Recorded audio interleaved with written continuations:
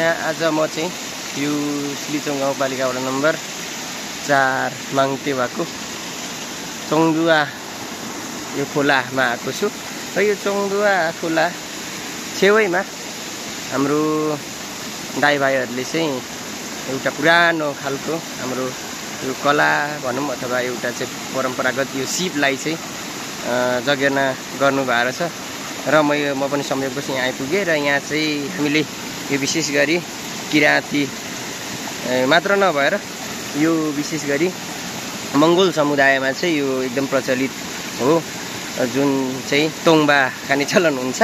अब खासमा त त्यो राम्रो त होइन, रै पनि संस्कृति अनुसारले यो अब सबैले नै प्रयोग गरिन्छ अथवा जाँड रक्सी। अनि त्यो तोङ्बा राख्ने यो चाहिँ सिम्बाङ भन्छ, यो चाहिँ बनाउँदै हुनुहुँदो रहेछ। यो एकदमै खुसी लागेको छ। यसमा एकदमै धेरै मेहनत लाग्छ। यो यहाँ बनाउनु भएको छ।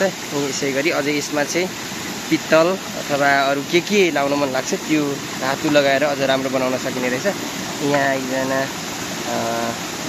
साथीले बनाउँदै हुनुहुन्छ। एकदमै यो चाहिँ यसरी बनाइदो रहेछ, एकदमै धेरै मेहनत लाग्ने। अनि यसै गरी यतापट्टि चाहिँ यसको चाहिँ यो विद्युत निकाले जस्तै गरेर यहाँ एउटा यसरी पानीलाई चाहिँ पानीले चाहिँ यसरी घुमाउँछ यो पङ्खालाई, अनि त्यो पङ्खाले सञ्चालन गरेको हुन्छ। यसलाई चाहिँ भाटी भन्दो रहेछ। यो पानीको फोर्सले नै यसरी चाहिँ चल्छ। अनि त्यसपछि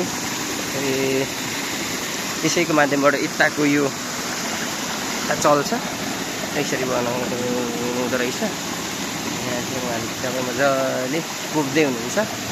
यसको लागि चाहिँ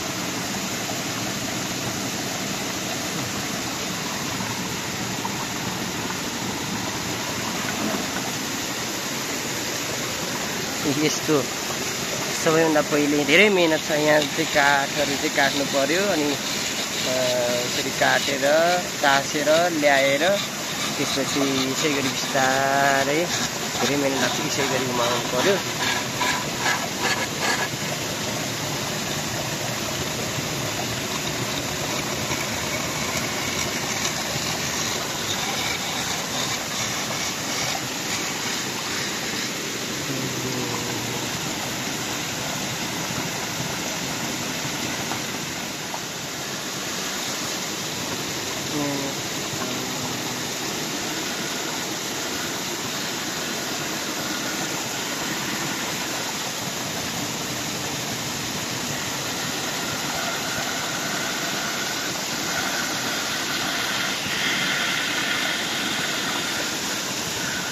माथिको पानीलाई चाहिँ यसरी कुलो बनाएर ल्याएर यसरी कुलो मार्छ।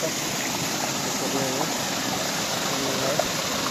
पङ्खाले यसरी ल्याएर चाहिँ पर हिँडिरहेको छ।